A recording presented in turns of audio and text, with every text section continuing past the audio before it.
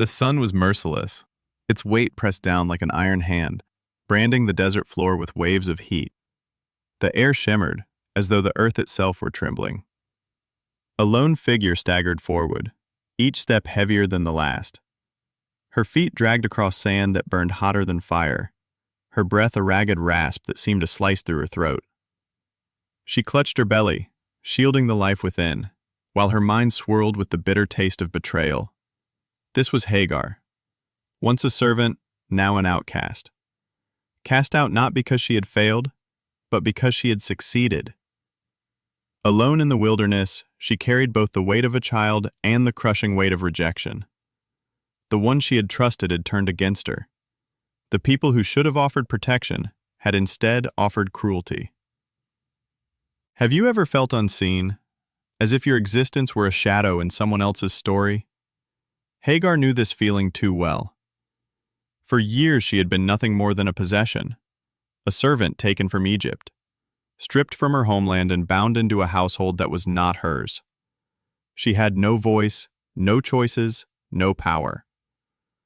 Yet somehow, through circumstances beyond her control, her body now carried the child of Abram, the man of promise.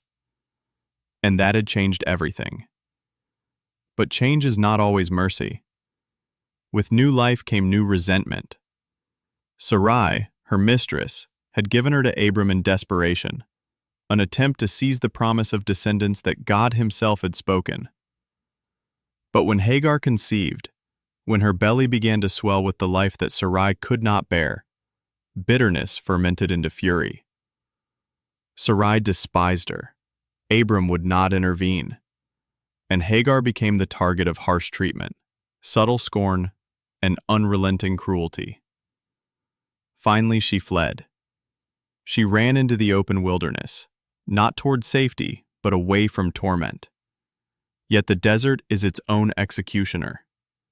There was no shelter from the burning sky, no streams to quench her thirst. Every gust of wind carried not comfort, but grit that stung her skin. Alone, pregnant, terrified, her flight seemed less like escape and more like slow collapse. Still, there was something stirring in this silence. Hagar thought she had left behind cruelty for emptiness, but she had stepped into a place where silence itself became alive. The wilderness, in Scripture, is never only geography. It is a crucible, a place where people are stripped of everything and forced to confront who they are and who God is. Israel would wander there for 40 years. Prophets would hear God's voice in its solitude. And here, a single servant woman stumbled into her own wilderness, about to encounter something greater than the household that had rejected her. The desert stretched endless, swallowing her footprints as quickly as she made them. Her body trembled under the double burden of survival and motherhood. She was sure she had been abandoned, by Sarai, by Abram, perhaps even by God. After all, who was she? Not a wife, not a chosen matriarch, not the bearer of covenant promise. Just a servant, just a foreigner, just expendable. And yet, even here, she was not unseen. A presence lingered, invisible but undeniable. The wilderness may have looked empty, but it was alive with an unseen watcher.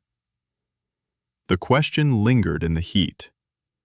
Was this the end of her story, or the beginning of something far greater?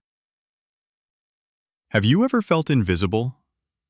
Not simply ignored, but unseen, as though your life were written in faint ink that others pass over without notice. For Hagar, invisibility was not a passing emotion, but her existence. She was a servant, a possession in Abram's household. Her voice carried no weight. Her future held no promise. She moved through corridors and courtyards as shadow, present but unacknowledged, essential yet expendable. In the world of the ancient Near East, servants were tools of survival and symbols of status. They were traded, given, and commanded. Egypt, Hagar's homeland, was a land of grandeur, pyramids and temples rising from the desert. But she did not live amid glory. She lived as the displaced, a woman torn from her soil and thrust into another people's promise. To Abram and Sarai, she was not Hagar the woman. She was Hagar the servant, an instrument to be used in their desperate pursuit of God's covenant. And yet invisibility cuts deep. Imagine the weight of hearing promises proclaimed over Abram, descendants as countless as the stars, while knowing you had no place in that story, no claim to the inheritance, no identity beyond your servitude. The household buzzed with anticipation of divine destiny, but Hagar's name was not spoken in that promise. She was present, but absent, essential, but unacknowledged. Invisibility is not just silence, it is erasure. For the servant who rises early, labors without recognition, and lies down nameless at dusk. For the stranger in a foreign land, whose accent betrays them as outsider. For the woman whose body is claimed without her consent.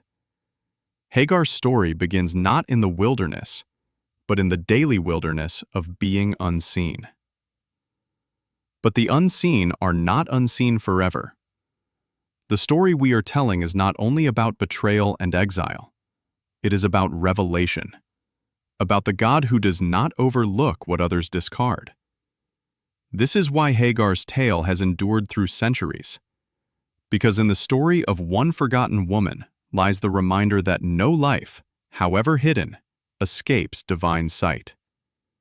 As she moved about the household, preparing food, carrying water, obeying commands, did she ever imagine that her name would be remembered for millennia? That her tears would become sacred testimony? No. At that moment, she was just trying to endure another day, invisible in a house that cared only for the promise it pursued. But invisibility, as this story shows, can sometimes be the beginning of transformation. For when humans fail to see, the divine gaze does not falter. Hagar, unseen by all around her, was already being watched by the one who would call her by name. Before her name was ever whispered in the desert wind, before she would dare to name God himself, Hagar was simply known as the Egyptian. To Abram and Sarai, that detail was enough. She was foreign, she was other, and she was theirs to command. Egypt, her homeland, was a place of power and myth. In the ancient world, Egypt was synonymous with wealth, grain, and the Nile's endless bounty. Its gods towered in stone, its palaces gleamed under the sun, its armies pressed across borders like waves. Yet here was Hagar, not a queen or priestess, not a daughter of nobility, but a servant, ripped from Egypt's abundance to toil in Canaan's dust. She embodied the paradox of empire, a nation feared abroad, but fractured enough that its daughters could be found as slaves in foreign lands. We are not told how she came into Abram's household, perhaps as part of Pharaoh's dowry when Sarai had once been taken into his palace, perhaps purchased, perhaps gifted. However she arrived, she crossed into a household where the God of Abram spoke promises of land and descendants, and yet to Hagar, those promises must have seemed like distant thunder. She was not the recipient of prophecy, only a bystander in a story too grand to include her name. To Abram and Sarai, she was useful. To herself, she was displaced. In the eyes of society, she was doubly marked, foreign and enslaved. Her Egyptian identity set her apart. Her servitude bound her fate. In a land where lineage determined worth, she had none. Where covenant shaped future, she had no claim. She was in the house of promise, but she herself lived without promise. And yet, paradoxically, it is precisely the overlooked, the marginal, the outsiders, who become the stage upon which God reveals himself. Israel's story would not be complete without Hagar. In fact, her story becomes the mirror, showing that God's mercy is not confined to covenant insiders, but extends even to the stranger, the servant, the forgotten.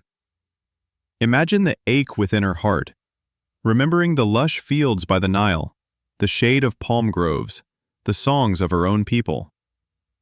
In Canaan, she labored under skies that were foreign, under masters who spoke of promises that had nothing to do with her.